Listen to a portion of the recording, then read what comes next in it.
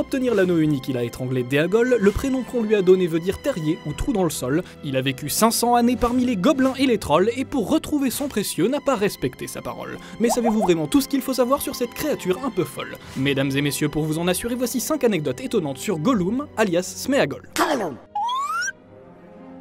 Numéro 1, il a environ 580 ans. 33 ans pour Frodon, 87 ans pour Aragorn, 111 ans pour Bilbon, et donc, grâce au pouvoir de l'anneau, 580 ans pour Gollum. Plus précisément 579 bougies le jour où il a plongé tête la première dans les flammes de la montagne du destin pour récupérer son précieux.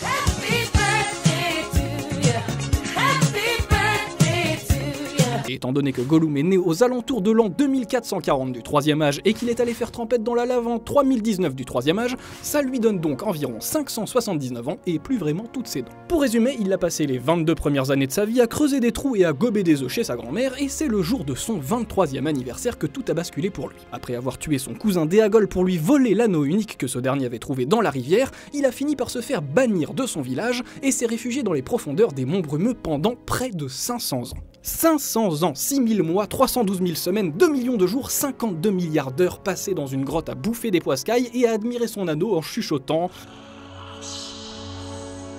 Du coup, c'est vrai que ça a dû lui faire un tout petit choc quand Bilbo s'est pointé un beau jour pour lui voler son trésor en l'an 2941 du Troisième Âge.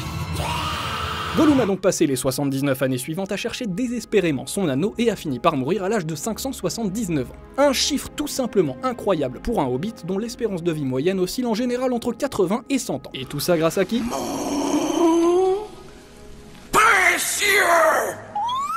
Numéro 2, il a bouleversé le monde des effets spéciaux. 2002, Les Deux Tours, second opus de la trilogie du Seigneur des Anneaux signé Peter Jackson, débarque au cinéma et les gens n'en croient pas leurs yeux.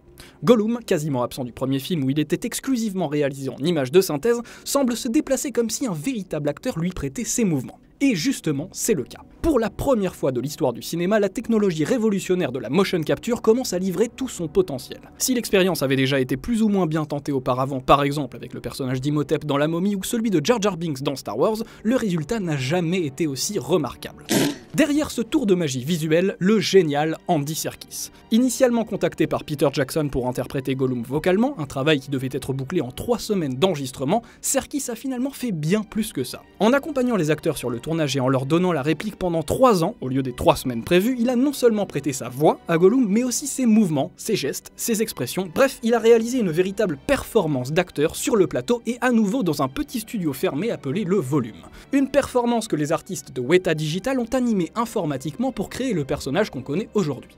Près de 15 ans plus tard, la technologie permet désormais de capter les expressions faciales d'un acteur et la performance capture est aujourd'hui un outil incontournable des grosses productions hollywoodiennes. De King Kong à Avatar en passant par Tintin ou le Pôle Express, sans oublier l'autre grand rôle d'Andy Serkis, l'incroyable César de La Planète des Singes.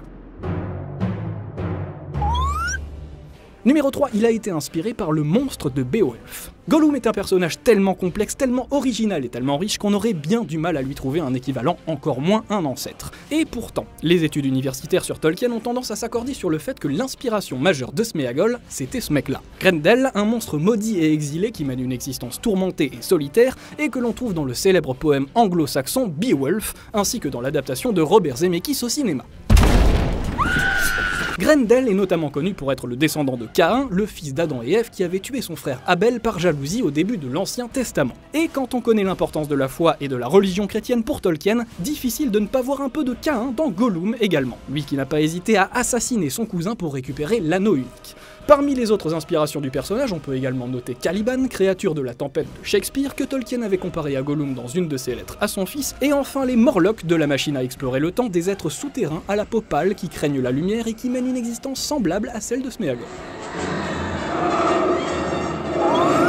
Numéro 4, il a failli être gentil. Et oui, croyez-le ou non, dans la toute première version du Hobbit de Tolkien sortie en 1937, l'étrange créature que croisait Bilbon dans les galeries souterraines des Monts Brumeux était plutôt cool avec lui. En fait, Gollum à l'époque c'était même un type super sympa. Étrange et mystérieux, certes, mais assez joyeux, qui admettait sa défaite bien volontiers au jeu des devinettes et qui se montrait même désolé pour Bilbon, en s'apercevant que son anneau avait disparu et qu'il ne pouvait donc pas honorer sa promesse.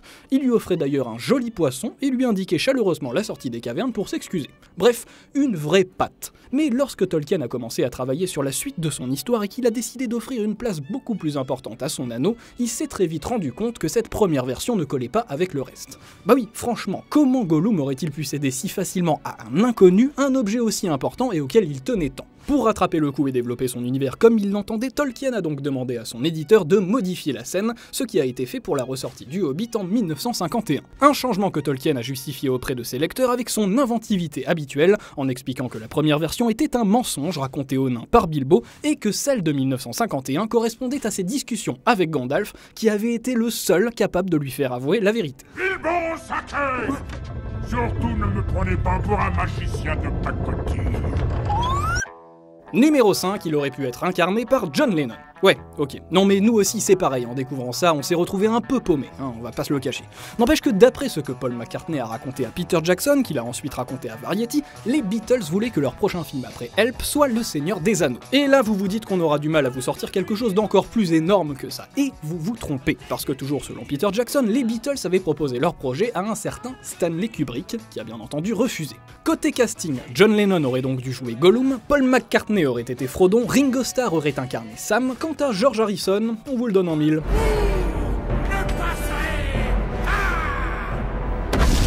Voilà, on vous a tout dit. Ah non, pardon, on a juste oublié de vous préciser qu'entre le Hobbit et le Seigneur des Anneaux, Gollum avait croisé la route de Gandalf et d'Aragorn, que c'est sa propre famille qui lui avait donné le surnom de Gollum à cause des cris qu'il poussait avant de le bannir, que pour interpréter ces mêmes bruits, Andy Serkis s'était inspiré de son chat en train de cracher une boule de poil, et que selon une déclaration de Tolkien, sa chute dans la lave à la fin de l'histoire était une intervention divine de Eru Ilúvatar.